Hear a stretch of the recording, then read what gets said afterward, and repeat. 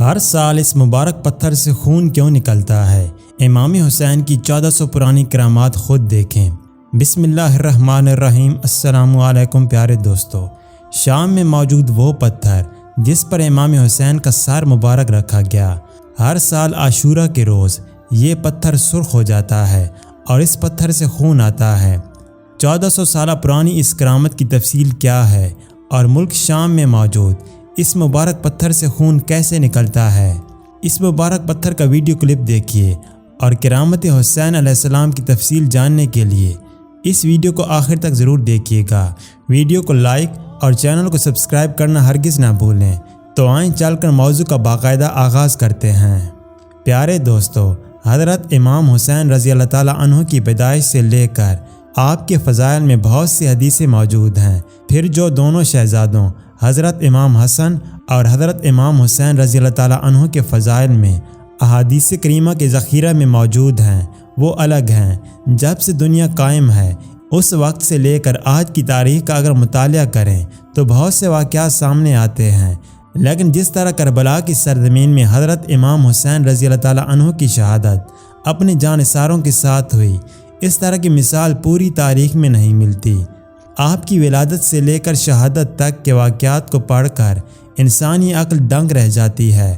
سید الشہداء حضرت سیدنا امام حسین علیہ السلام کی ولادت مبارک 5 شعبان المعظم 4 ہجری کو مدینہ طیبہ میں ہوئی۔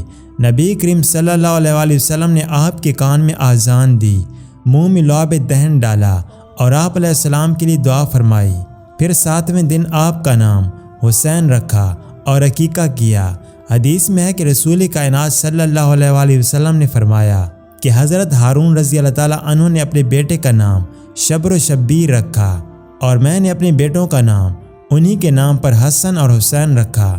دوستو، محرم الحرام کی آمد پر ہر سال نواسہ رسول صلی اللہ علیہ وسلم شہید کرب و بلا امام حسین علیہ السلام اور ان کے جانثار و رفقا معصوم بچوں اور خاندان کی مستورات کی غم و اندوں سے بھری داستان کی یاد تازہ ہو جاتی ہے۔ حضرت امام حسین علیہ السلام بچپن میں اپنی مادر گرامی خاتون جنت سیدنا فاطمہ الزہرا علیہ السلام کی شفقتوں سے محروم ہو گئے، تو آپ علیہ السلام کے والد شیر خدا حضرت علی المرتضیٰ علیہ السلام نے آپ کو تعلیمات الہیہ اور صفات حسنہ سے بہرور کیا۔ 21 رمضان المبارک 40 ہجری کو حضرت علی علیہ السلام شہادت سے سرفراز ہوئے، جس کے بعد حضرت امام حسین علیہ السلام کی نگہداشت کی ذمہ داری حضرت امام حسن علیہ السلام پر عائد ہوئی۔ 28 صفر 50 ہجری کو امام حسن علیہ السلام بھی داغ مخارکت دیں گے، تو اس وقت حضرت امام حسین علیہ السلام صفات حسنہ کا مرکز بن چکے تھے۔ یہی وجہ ہے کہ آپ علیہ السلام میں تمام جملہ صفات حسنہ موجود تھیں۔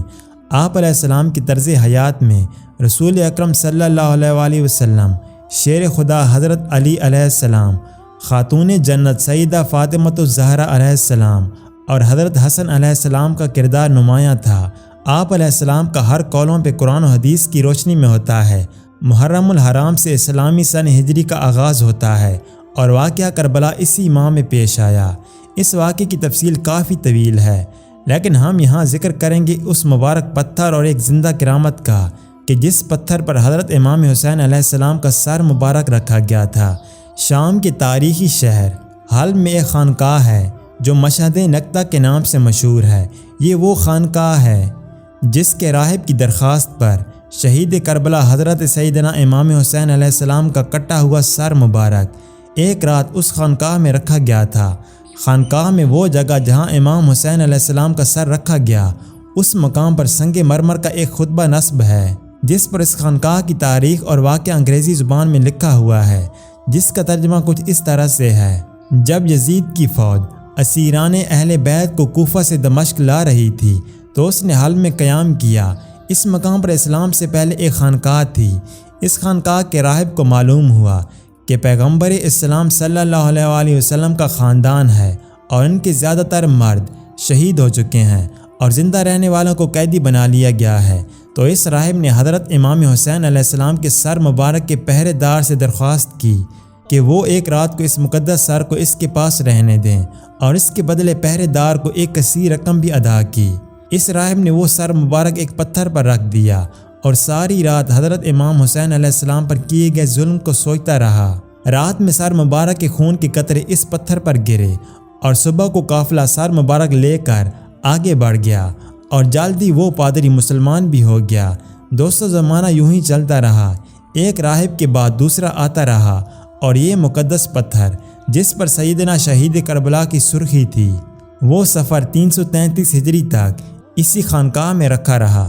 333 ہجری میں ایک بادشاہ شاہ ہمدانی نے حلب کو فتح کیا اور اس شہر کو اپنا دارالحکومت بنایا۔ وہ برابر اس پتھر کی زیارت کو جاتا رہا اور یہاں ایک شاندار عمارت تعمیر کروا دی۔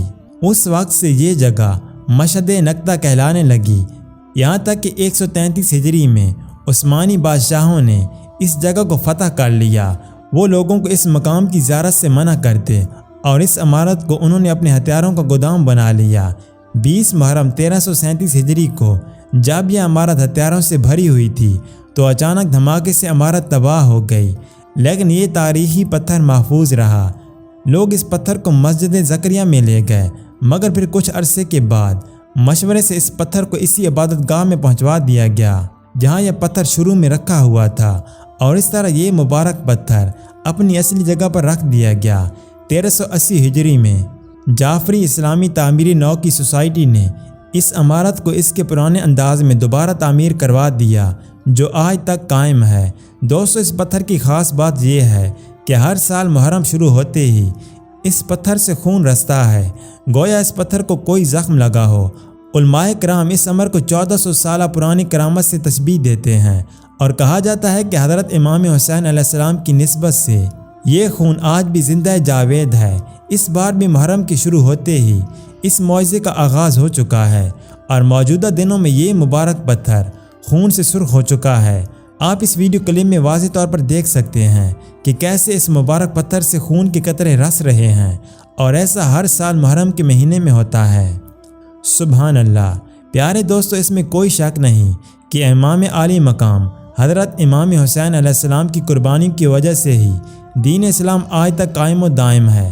اگر آپ علیہ السلام اپنے نانا کا دین بچانے کے لیے اپنا خاندان قربان نہ کرتے تو روح زمین پر اسلام کا نام لینے والا کوئی نہ رہتا۔ یہی وجہ ہے کہ آپ علیہ السلام کا مقام انتہائی بلند ہے۔ خود رسول خدا صلی اللہ علیہ وسلم نے آپ علیہ السلام کو افضل و برتر قرار دیا اور اپنے نواسوں سے محبت اور شفقت فرمائی۔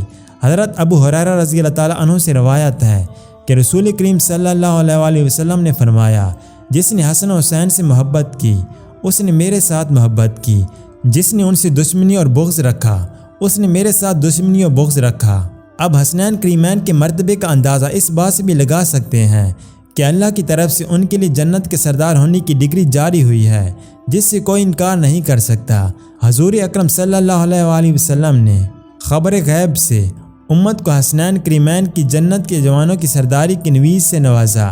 حضرت ابو سعید خدری رضی اللہ تعالیٰ عنہ سے روایت ہے کہ رسول کریم صلی اللہ علیہ وسلم نے فرمایا، حضرت امام حسن علیہ السلام اور حضرت امام حسین علیہ السلام جنت کے جوانوں کے سردار ہیں۔